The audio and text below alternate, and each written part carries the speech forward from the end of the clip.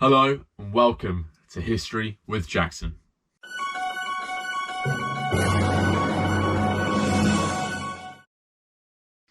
Today we are following on from the death of William I, William the Conqueror, and we are looking at his successor in England, William II, or William Rufus. Now, as always, we will look at who they were, their early life, what happened in their reign, their death, and then we'll analyse all of that and look if they were a good king or not. So I hope you're looking forward to learning about William II, and I'm looking forward to teaching you guys about it. So without further ado, let's jump into the episode. William II was born in around 1056 to his father, William I, and his mother, Matilda of Flanders. He was the third out of four boys. So these four boys were Robert, who would later be Robert II, Duke of Normandy; Richard, who would die in 1070 in a hunting accident; then there was William himself; and then Henry, who would later go on to be King Henry I of England. William was known as William Rufus due to either his reddish complexion or his red hair. It is also thought that William had two different coloured eyes and that he was possibly gay or bisexual, and that is taken from contemporary sources.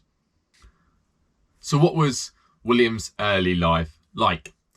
Now, it is thought that William spent a large amount of time supporting his father, but he did grow up with a good education. Lanfranc, who would later go on to be William's Archbishop of Canterbury, was his tutor and gave him a good education.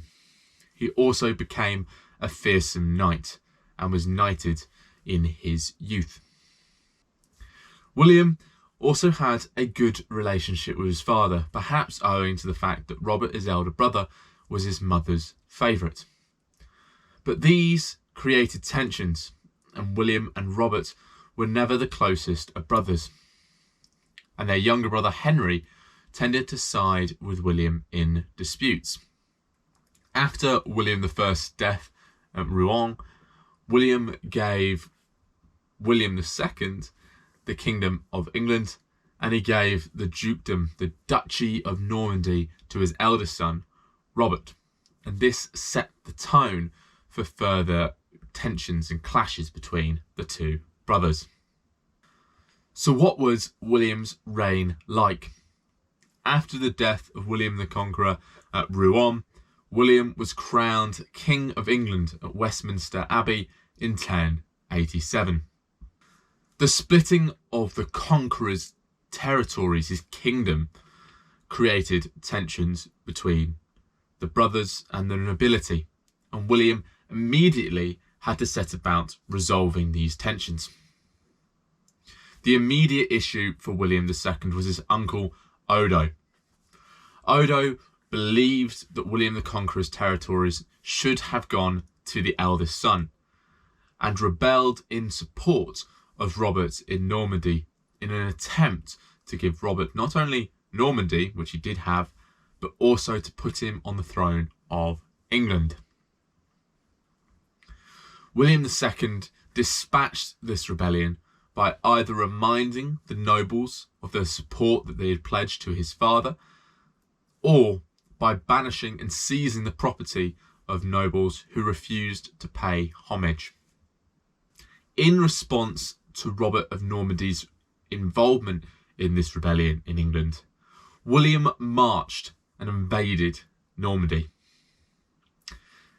In 1089, he took large chunks of land away from his brother, and after reconciliation was able to keep these lands and maintain a large amount of control over the Norman church. Whilst William maintained control over the church in two separate areas, he did not enjoy a great relationship with the church. He levied some of the highest taxes that had ever been seen on the church. He also kept ecclesiastical positions open so that he could profit from the lands of that position. This was seen in 1089 when the Archbishop of Canterbury, Lanfranc, his previous tutor, died. William profited off the lands of the Archbishop of Canterbury. However, after a close brush or health scare, William decided to fill this position, and it was given to Anselm. Despite filling the Archbishop of Canterbury position with Anselm, William continued to try and profit off the church, levying taxes and continuing to try and take the profit from ecclesiastical positions. William not only had problems with Normandy and the church throughout his reign, he also had problems with Scotland. He went into a series of battles with Malcolm III across the border of England and Scotland. Through these battles, Malcolm III pledged homage to William, but later died in another battle. And then Malcolm's son, Edgar, later acknowledged William's supremacy over Scotland. So William was successful in gaining homage from Scotland. He also had problems with Wales, and William marched in and invaded Wales. But he never was able to fully gain control over the region. But he did build castles in Wales so that he could suppress rebellions in the areas that he was controlling. William was always very strong on quashing rebellions, and he quashed Odos, rebellions in the north, and rebellions in Wales throughout his reign. He was always successful in stopping rebellions. William was also known to be a very strong protector of law and order, and also a fair distributor of justice. How did William II die? Well, on the 2nd of August 1100, William and his royal hunting party went into the New Forest to hunt deer. Traditionally, the hunting party would drive the deer towards the king so he could shoot them with his bow and arrow. A deer was driven towards William, who shot at the deer and missed. A member of his hunting party, Sir Walter Tyrrell, who was renowned for being a great archer, also shot at another deer. It's unclear what happened from this point onwards. Some believe that Sir Walter Tyrrell directly shot William, killing him where he stood.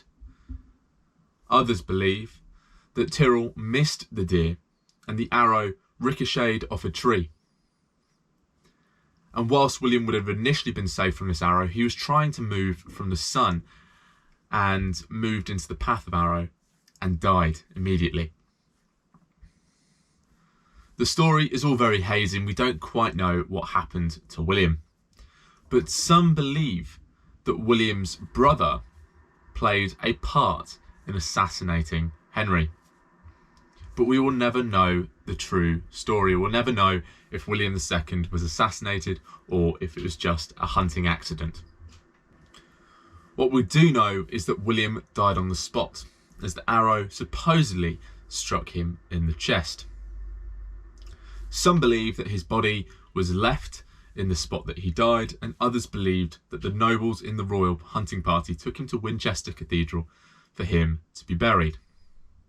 What is suspicious about his death is that his brother completely ignored the death and completely ignored William's body going to Winchester Cathedral, and instead he rode immediately for London to secure the treasury and to have himself crowned.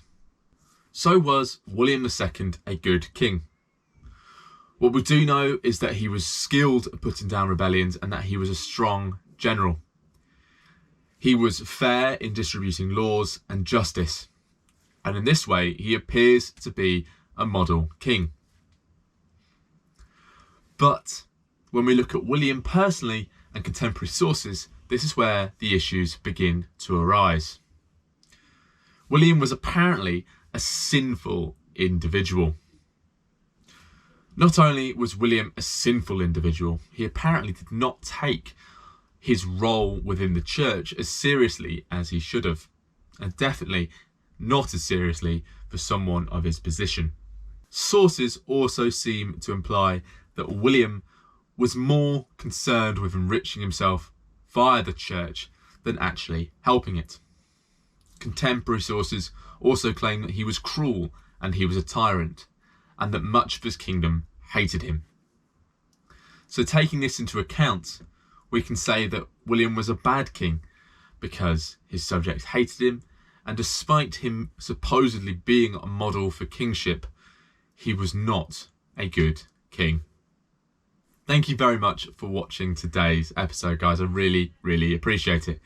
Now, as always, I'm going to recommend some books for you guys to go away and look at if you want to learn more on the topics that we have looked at today, or learn more about the kings and queens of England. Now, firstly, I won't tell you too much about this book because you guys already know, but it is Kings and Queens, The Indispensable History of England and Her Monarchs. I think this is an absolutely amazing book, and it's just really, really helpful. And the next is The Bachelor Kings of England by Agnes and Elizabeth Strickland. Now, I don't have a personal copy of this book. I did find it online, but the link for the book will be in the description below. I thought this book was really, really helpful. It was really insightful. It is quite a bit older than some of my other books, but nonetheless, it is still a useful resource.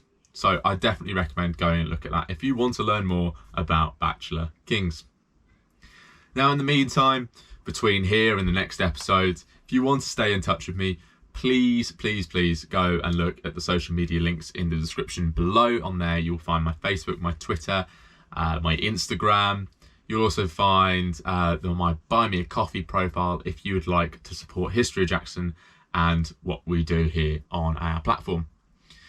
If you want to go to the website and find all of my content, please head to www.historyofjackson.co.uk. On there, you can find book recommendations for all of the series, and you can find some of my work. And I look forward to seeing you guys next week, where we will be talking about King Henry I. So I look forward to seeing you guys on Sunday, and I will talk to you later. Bye.